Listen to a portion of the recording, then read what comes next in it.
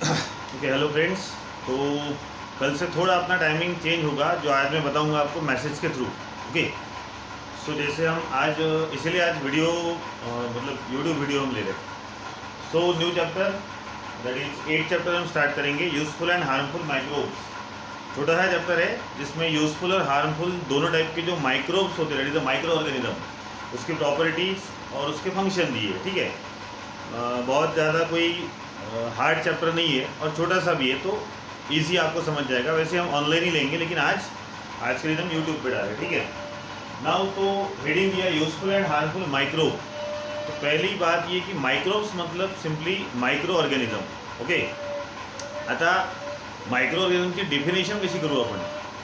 They are simply organism, लेकिन the word micro is there in front of organism. और micro ये word जो होता है जनरली माइक्रोमीटर या मिलीमीटर, तो it is use for measurement. तो जनरली ये ऐसे लिविंग थिंग या ऑर्गेनिज्म हैं जिनको आप माइक्रोमीटर साइज में देखते हो या माइक्रोमीटर साइज में इनको गिना जाता है। They are not normally visible by our naked eye, directly दिखेंगे नहीं, हमको माइक्रोस्कोप का यूज़ करना पड़ेगा, that is yes compound microscope. और वायरस उससे भी बारीक होते, उससे भी छोटे होते हैं, तो उसके लिए हमको इलेक्ट्रॉन माइक्रोस्कोप यूज़ करना होता है। क्लियर? तो इसमें हम आज स्लाइड बनाना भी देखेंगे और आगे के पूरे चैप्टर में ये सेम तरीके से हम स्लाइड बनाएंगे। Okay. So first we get the define. So I will define that microorganism, which is in short called as microbe. So organisms which are normally measured in micrometer size are simply called as microorganism. तो जो living thing को या फिर जो organism को हम micrometer में गिनते हैं, जैसे सेंटीमीटर होता है, किलोमीटर होता है यूनिट, वैसे माइक्रोमीटर होता है। तो जब हम कोई भी लिविंग थिंग या माइक्रोब्स को माइक्रोमीटर नाम के यूनिट में गिनेंगे या मेजर करेंगे, then that all small size living thing or organism are simply called as microbes. अब जाहिर है यहाँ पे हेडिंग में ही पता चल रहा है कि बहुत सारे माइक्रोब्स हमारे सराउंडिंग में होते हैं और इसमें से कुछ हमारे लिए हार्मफुल है, कुछ यूज़फुल है। अब जैसे यूज़फुल में लैक्टोबैसिलस हमको दिया है, आफ्टर दैट ईस्ट दिया है, ठीक है, राइजोबियम दिया है, अजीटोबैक्टर नहीं है लेकिन मैं बोल रहा हूँ। उसके बाद हार्मफुल में हमको एक क्लोस्ट्रिडियम नाम का दिया है, जो जनरली कैन फूड में फॉर्म होगा। तो इस तरीके से नॉर्मली हम ये बोल सकते हैं कि all microbes are divided into simply two group. One is which are useful for human as well as for rest of the living things, जो सबके लिए यूजफुल है, जो जिसका फंक्शन यूजफुल के फॉर्म में हम गिनेंगे या उसका यूज़ करेंगे, that is a useful microbe. और अगर कुछ माइक्रोब जो हमको डिसीज़ कॉज करते हैं ह्यूमन को, या फिर प्लांट पे अटैक करने के बाद उनको डिसीज़ कॉज करेंगे, तो simply they are the harmful. तो ऐसे दोनों टाइप के माइक्रोब्स हमको दिए हैं ये गिवन चैप्टर में। नाउ डायरेक्टली कोई बहुत डिटेल तो दिया नहीं है, लेकिन first we started directly yes useful microbe. और पहला हमको दिया है lactobacilli. Okay. So actually that microbe belong to the group called as bacillus. Bacillus नाम का एक ग्रुप होता है माइक्रो ऑर्गेनिज्म का, स्पेशली ये बैक्टीरिया है। ओके। तो ये बैसिलस नाम का जो बैक्टीरिया है उसमें बहुत सारे आते हैं, यूज़फुल भी है, हार्मफुल भी है, लेकिन उसमें से यूज़फुल वाला दिया है लैक्टोबैसिलस, या उसको हम दूसरे नाम से जानते हैं, दैट इज लैक्टोबैसिली। क्लियर? अब स्लाइड मेकिंग हमको पढ़ना है पहले, क्योंकि जैसे मैंने पहले ही कहा कि ये जो माइक्रोब्स होते हैं ये हमारे visible eyes, normally naked eye से ये विजिबल नहीं है, इसलिए हमको कंपाउंड माइक्रोस्कोप यूज़ करना पड़ेगा। तो इसके लिए हम स्लाइड बनाते हैं। अब स्लाइड कैसे बनती है? तो एक ऐसी कांच की इस तरीके से स्लाइड ही, उसको स्लाइड ही बोला जाता है, कांच का होता है, ट्रांसपेरेंट ग्लास सिंपली। ओके। इस तरीके से होता है, कांच समझ लो आप, जो ट्रांसपेरेंट है, मतलब दोनों साइड से clear cut as a glass दिख रहा है। नाउ ये लेना है हमको, और फिर हमको जैसे योगर्ट मतलब दही या छाछ, ताक वगैरह अगर असेल तो एक क्या करना है, अपना ये होता है ना पिन या फिर सुई वगैरह जो होती है ना, तो वो सुई को या कोई भी एक निडल को वो दही या ताक में डुबोना है, और उसको जितना लगा उतना इस स्लाइड में बीच में रखना है। क्लियर? फिर थोड़ा सा हमको इसमें ग्लीसरीन डालना है। ग्लीसरीन इसलिए क्योंकि इसके ऊपर हमको एक फिर से बहुत थीन या पतली ऐसी कांच की प्लेट लगाना पड़ता है, that is called as cover slip. ये तो होगी स्लाइड। अब उसके ऊपर लिया क्या लिया मैंने, तो वो तो योगर्ट या फिर जो दही या छाछ होता है उसकी थोड़ी सी बूंद जो एकदम सुई के टिप पे आएगी उतनी सी। फिर थोड़ा सा ग्लीसरीन डाला, क्योंकि ग्लीसरीन स्टिकी होता है, चिकट होता है, और इसके ऊपर अब हमको लगाना है कवर स्लिप। ओके, तो फिर से एक बहुत ही पतली कांच की, एक तो स्क्वायर में या फिर सर्कुलर में भी आती है, it is a cover slip. बहुत पतली होती है, बिल्कुल प्लास्टिक के जैसे, लेकिन कांच की बनी होती है, it is called as cover slip. ठीक है, अब जैसे हम उस पर पुश करते हैं तो जो ग्लिसरीन हमने लगाया वो थोड़ा सा साइड में ऐसा फैल जाएगा, तो उसको धीरे धीरे कपड़े से पोंछ लेना है और पूरे, अब वो जो कवर स्लिप है वो स्लाइड पे चिपक गई और उसके अंदर वो जो छाछ की एक बूंद हमने ली थी, आधी बूंद आप कहो, वो उसमें फंसी हुई है। और फिर साइड से थोड़ा पोंछ लेना, उसको क्लियर कर लेना, एंड देन ये बन गई हमारी slide. Now it is observe under the compound microscope. तो हमें क्या दिखता है, तो हमें दिखता है कि जैसे दिया है आपको, देखो अब ये थोड़ा सा पढ़ के ही लेना है हमको part. Smear the drop of fresh buttermilk on the glass slide. Smear मतलब डालना है, ठीक है। Now stain it with the methylene blue and put the cover slip over it. अब एक स्टेन होती है, स्टेन मतलब कोई भी कलर आने वाला एक कंपाउंड, तो यहाँ हमको मिथिलीन ब्लू यूज़ करना है। नॉमिनली ये तब किया जाता है जैसे छाछ की या फिर दही का जो हमने बूंद लिया वो एकदम पानी के जैसा होगा, तो उसके अंदर ये लैक्टोबैसिलस दिखते हैं, लेकिन वो भी कैसे एकदम ट्रांसपेरेंट टाइप है, तो वो एकदम से नज़र नहीं आते। तो हमने अगर स्टेन लिया या फिर ये केमिकल लिया मिथिलीन ब्लू, यस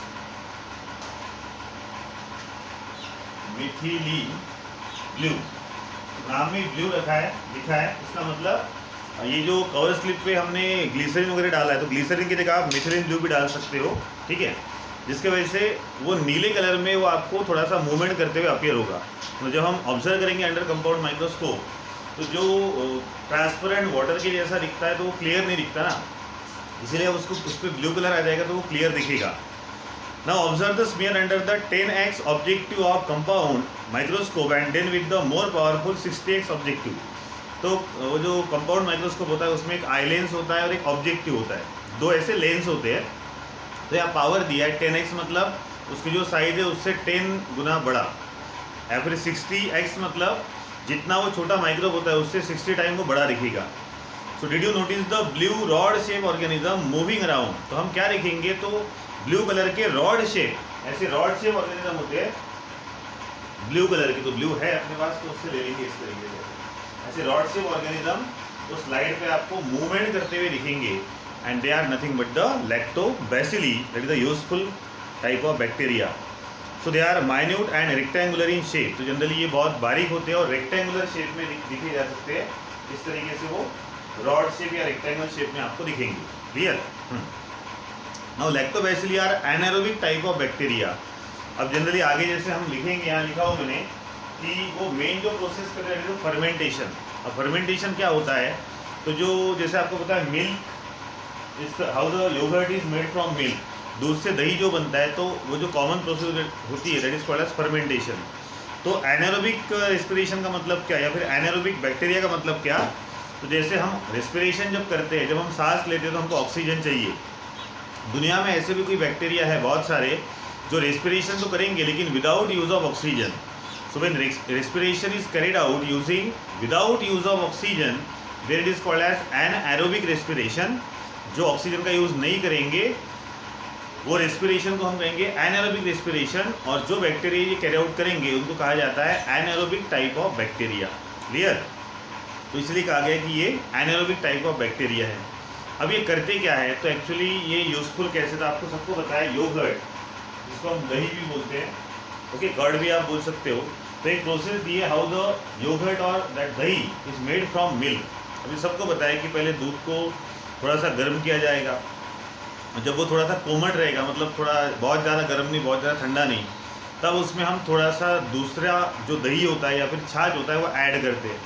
ऐड करने के बाद फिर उसको ढक कर रखा जाता है रात भर के लिए। अब रात भर इसमें क्या होगा, तो इसमें प्रोसेस चलेगी दैट इज फर्मेंटेशन। तो जनरली जो मिल्क था वो जो दूध वगैरह था वो गर्म करने की वजह से प्रोसेस थोड़ी फास्ट होती है। तो जो हमने थोड़ा सा दही या छाछ उसमें डाले, तो वो छाछ या दही में ऑलरेडी लैक्टोबैसिलस थे, यूजफुल टाइप ऑफ बैक्टीरिया। अब ये करते क्या है, ठीक है, व्हाट इज फर्मेंटेशन, तो मैं थोड़ा सा आपको इजी समझा देता हूँ। अब देखो ये जो यूजफुल बैक्टीरिया होते हैं उसको निकालता हूँ मैं भी, ये समझो बैक्टीरिया है, ठीक है। अगर हार्मफुल है तो मैं उसके ऊपर ऐसे कांटे निकालता हूँ, तो ये यूजफुल वाला है, ये उसका मुंह है, ये उसके दांत है, ठीक है, ऐसा समझ लो। और जो मिल्क मॉलिक्यूल होता है वो ऐसा बड़ा होता है उसी, मतलब ये मिल्क का जो मॉलिक्यूल है जिसको ये खाएगा या ब्रेक डाउन करेगा वो उससे काफ़ी बड़ा होता है, और ये माइक्रोब बहुत छोटा होता है। तो ये क्या करता है, ये पूरा मॉलिक्यूल नहीं खाता, ये थोड़ा थोड़ा खा लेता है। देखो ये इतना इतना इतना खा लेगा, तो इतना खा के छोड़ देगा उसको, फिर दूसरे मॉलिक्यूल को लेगा। मतलब ब्रेक डाउन तो हो रहा है या फिर डिकम्पोजिशन हो रहा है वो मिल्क के मॉलिक्यूल का, लेकिन हाफ हो रहा है, पार्शियल हो रहा है। क्लियर। अब ये पार्शियल डिकम्पोजिशन या ब्रेक डाउन की वजह से मिलता क्या है, तो आपको यहाँ पे एक तो मिलेगा एसिड या फिर अल्कोहल। अब ये फर्मेंटेशन भी दो टाइप का होता है, acidic fermentation and alcoholic fermentation. ठीक है, एसिड मिल रहा है एज अ प्रोडक्ट तो उसको हम एसिडिक फर्मेंटेशन कहेंगे, और अगर अल्कोहल मिल रहा है तो अल्कोहलिक फर्मेंटेशन। क्लियर। या एसिड मिलता है प्रोडक्ट, उसके बाद वहाँ पे CO2 फॉर्म होगा, और CO2 के साथ साथ और कुछ एक्स्ट्रा प्रोडक्ट बनते हैं जो हमारे ओवरऑल बॉडी के लिए अच्छे होते हैं। तो जनरली फर्मेंटेशन की डिफाइन क्या करेंगे हम, ये आपको लिखना है बाद में, मैं अभी बोर्ड में नहीं लिखा लेकिन आपको लिखना है। What is fermentation? Partial decomposition of any substrate, SUBSTRAT। और सबस्ट्रेट जिसको बोला गया तो मिल्क के मॉलिक्यूल को। So partial breakdown of any substrate using micro organism so that it can produce the either acid, alcohol और CO2। CO2 के साथ वाटर भी वहाँ मिलेगा। तो जो प्रोसेस में कोई भी सबस्ट्रेट का पार्शियल डिकम्पोजिशन होगा, पार्शियल ब्रेकडाउन होगा, जो होने की वजह से एक तो वहाँ एसिड या अल्कोहल दो में से एक फॉर्म होगा, along with that CO2 form होगा और वाटर फॉर्म होगा, तो ये पूरे पार्शियल ब्रेकडाउन के प्रोसेस को बोला जाता है यस फर्मेंटेशन। अब जनरली ये जो बैक्टीरिया है ये ऑक्सीजन का यूज़ नहीं करते, इसीलिए fermentation is an anaerobic type of process, and fermentation जो कैरी आउट कर रहे हैं उसको हम कहेंगे anaerobic type of bacteria. Clear. तो इस तरीके से ये पूरा जो दूध था उसके सभी मॉलिक्यूल को रात भर ये सब लैक्टोबैसिलस ऐसे ही काम करेंगे। थोड़ा सा हमने दही डाला था, उसमें अगर समझो 20-1000 लैक्टोबैसिलस अगर होंगे तो वो ये सबको खाएंगे, किसको, फूड मॉलिक्यूल को, तो उसका मल्टीप्लिकेशन भी होगा, मतलब 1 से 2, 2 से 4, 4 से 10 ऐसे वो बैक्टीरिया भी फॉर्म होंगे वहाँ पे। So millions of bacteria are form during that night. तो रात भर में बहुत सारे बैक्टीरिया बनते हैं, और जितने भी फूड मॉलिक्यूल्स थे जिसमें प्रोटीन, विटामिन सभी होता है मिल्क में, मिल्क को हम कंप्लीट फूड बोलते हैं, तो सभी को ब्रेक कर देंगे। क्लियर। और फिर सुबह होने के बाद जो आपको दिखेगा that is the dahi, that is yoghurt. So in this way जो क्वेश्चन आया था how yoghurt made from milk, उसका आंसर मैंने दिया। लेकिन ये जो दही बना, ये जो फर्मेंटेशन हुआ, इसमें एक्चुअल क्या है, what is mechanism behind the fermentation, वो लैक्टोबैसिलस ने किया क्या, या फिर दूध का जो दही बना है, दिमाग का दही तो हमने सुना है, अभी दूध का दही हम देख रहे हैं, तो दूध का जो दही बना उसमें एक्चुअली प्रोसेस क्या हुई, क्योंकि दूध कैसा होता है, यूनिवर्सल, एक जैसा दिखता है, यूनिफॉर्म, लेकिन जो दही होता है तो एकदम गाढ़ा दिखता है, पानी साइड में घुस जाता है ना। तो ये सब हुआ, तो ये क्या हुआ, दैट इज द प्रोसेस। ये मेन प्रोसेस हमको पूछिए यहाँ पे ना, उसी क्या होता है। सो एक्चुअल प्रोसेस मैंने लिखा हूँ यहाँ पे।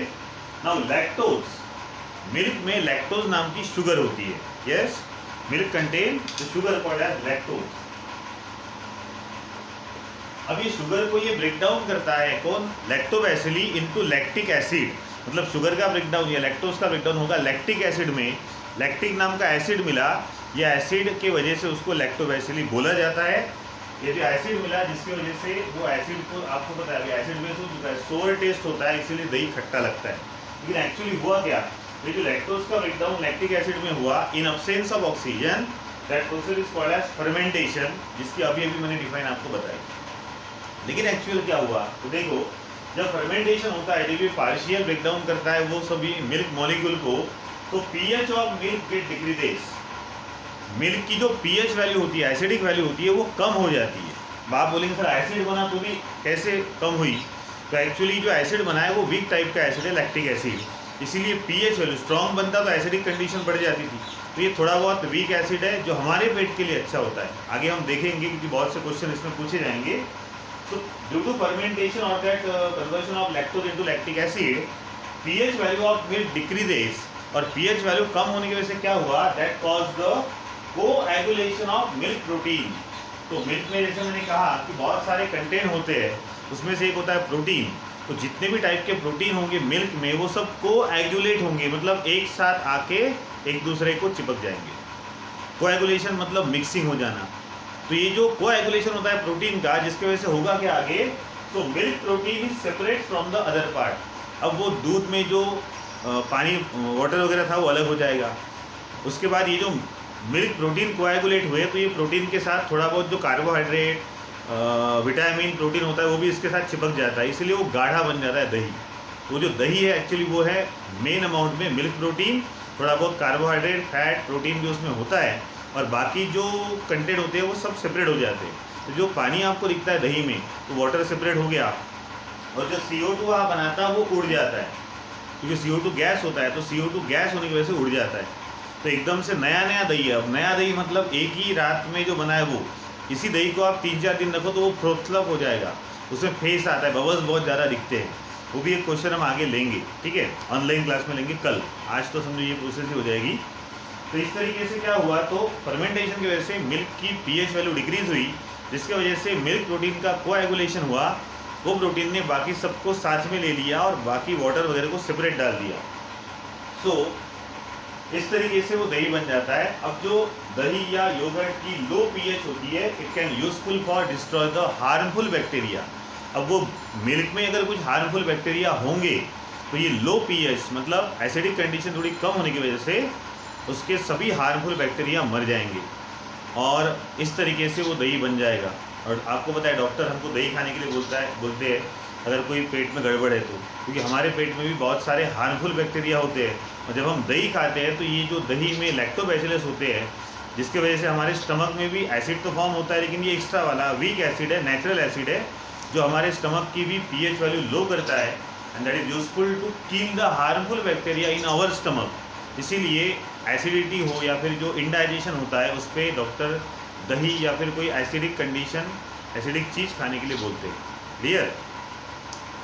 तो जैसे यहाँ पे क्वेश्चन था, देखो, why do doctor advise you to have the yogurt और buttermilk if you have indigestion और एब्डोमिनल डिस्कम्फर्ट। अगर पेट में दर्द है या फिर इंडाइजेशन हुआ तो डॉक्टर क्यों बोलेंगे, तो हमने देख लिया इंडाइजेशन या जो एब्डोमिनल डिस्कम्फर्ट होता है, पेट जो दुखता है, इसका मतलब हमारे स्टमक में कुछ हार्मफुल बैक्टीरिया है, उसको अभी मारना है। तो जब हम दही खाते हैं तो दही में जो यूजफुल बैक्टीरिया होते हैं, ये लैक्टोबैसिली, ये तो उनको मारते ही है, लेकिन इनके होने की वजह से जो स्टमक की pH वैल्यू कम होगी, जिसकी वजह से भी वो मर जाएंगे, और जो हमारा एब्डोमिनल पेन या स्टमक एच हो रहा था वो कम हो जाएगा, दूर हो जाएगा, बैठ जाएगा। Sometimes yogurt becomes bitter and froths up, why does this happen. अब जैसे मैंने कहा नया नया दही मतलब एक ही दिन में जो बना है, कल रात को आपने डाले आज सुबह बन गया, तो वो इतना खट्टा नहीं होता, क्योंकि उसमें एसिड तो बना लेकिन कम बना है। जनरली 2 दिन के बाद वाला या 2.5 दिन के बाद वाला जो दही होता है, अब ये है 2 दिन के बाद मतलब एक दिन में थोड़ा बहुत एसिड बना, 2-1 दिन के बाद वो एसिड बढ़ जाता है, और ऐसा दही जनरली खाने के लिए अच्छा होता है। लेकिन आप बोलेंगे भाई मैं 4-5 दिन रखता हूँ, तो 4 या 5 दिन आप दही रख के देखो तो एकदम से ऊपर ऐसी एक लेयर आ जाती है लाइक स्ट्रॉ कलर, और एकदम बहुत ज़्यादा फोम या फेस बबल्स उसमें दिखते हैं। तो ये ऐसा दही खाने के लिए थोड़ा सा ख़राब होता है, जिससे आपको गले में खराश होगी। वैसे भी दही खाने के बाद कुछ देर तक खराश होती है, अच्छा दही खाने के बाद भी, लेकिन ये ऐसा 5-5 दिन वाला दही अगर आप खाओगे, इसका मतलब उसमें अमाउंट ऑफ एसिड बहुत बढ़ गया है।